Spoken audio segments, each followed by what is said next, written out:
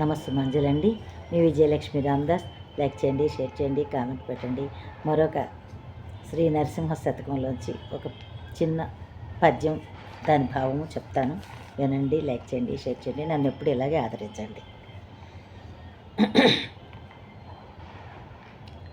ధరణిలో తల్లి గర్భము నుండి పుట్టినప్పటి నుండినే పుణ్యమెరుగా, పుట్టినప్పటి నుండి నేను పుణ్యమెరుగా.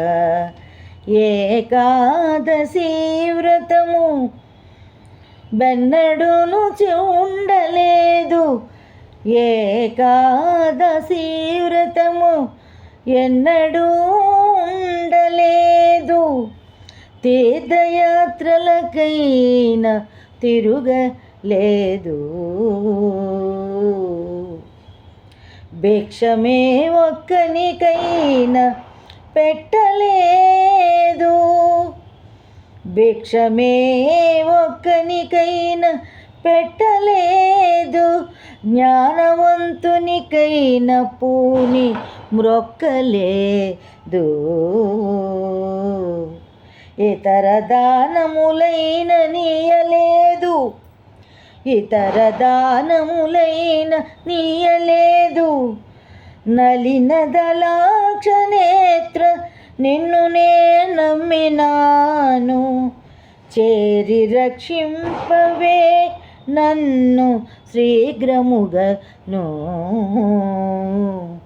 భూషణ వికాస శ్రీ ధర్మపురి నివాస, దుష్ట సంహార నరసింహ దురిత దూరా. ఆ ఆ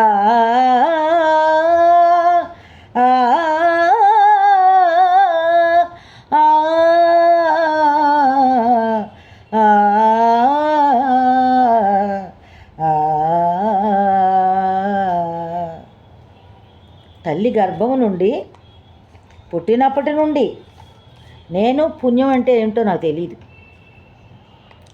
ఏకాదశి వ్రతం ఎట్లా చేయాలో కూడా నాకు తెలియదు, ఏ రోజు చెయ్యలేదు. తీర్థయాత్రలకైనా తిరగలేదు, ఏ తీర్థయాత్రకి నేను వెళ్ళి సేవించి ఏ దేవుణ్ణి సేవించి నేను రాలేదు. భిక్ష మొక్కనికైనా పెట్టలేదు, పారమార్థిక పనులు ఏమీ చేయలేదు.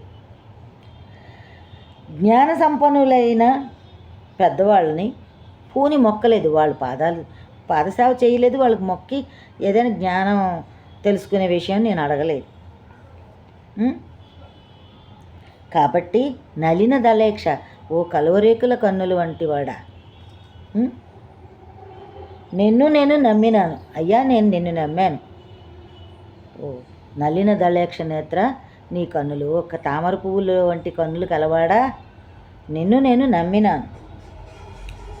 నాకు చేరి రక్షింపవే నన్ను శీఘ్రముగా, తొందరగా నన్ను రక్షించయ్యా బాబు, నేను ఈ బాధలు పడలేకపోతున్నాను, నన్ను శీఘ్రముగా వచ్చి నన్ను రక్షించు తండ్రి అని. భూషణ వికాస శ్రీ ధర్మపురి క్షేత్ర నివాస, దుష్ట సంహార నరసింహ దురిత దూర. ఓ తండ్రి భూషణ వికాస, నీ భూషణాలు అన్నీ ఆయనకి అన్నీ మంచి సద్గుణాలు, ఏమున్నాయి ఆయనకి చెడ్డవి ఏమీ లేవు. మనల్ని రక్షించడమే ఆయన బాధ్యత.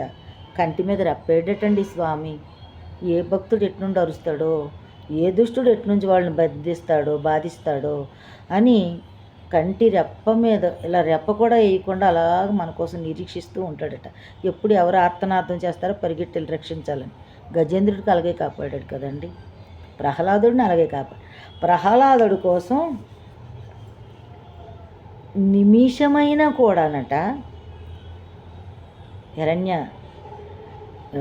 నారసింహస్వామి హిరణ్యకశిపుడు పెట్టే బాధలు ప్రహ్లాదుడికి పెడుతుంటే రోమాలు రిక్కించి వీడిని ఎప్పుడు చంపుతాను, వీడిని ఎప్పుడు అంతమందిస్తాను, నా భక్తుడిని ఇలా హింసిస్తున్నాడని అనుక్షణం తప్పించాడంట.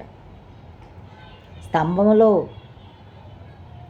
ప్రత్యక్షమైనప్పుడు కూడా ఆయన అనుకున్నాడంట, ప్రహ్లాదుడు ఏ స్తంభం చూపిస్తాడు, ఏ గోడ చూపిస్తాడు, ఏ చెట్టు చూపిస్తాడు, ఏ గిన్నె చూపిస్తాడు, ఏ తపాలు చూపిస్తాడు, ఏది చూపిస్తాడో ఎక్కడ నేను ఉద్భవించాలో అని అంతటా నిండిపోయాడటండి నరసింహస్వామి.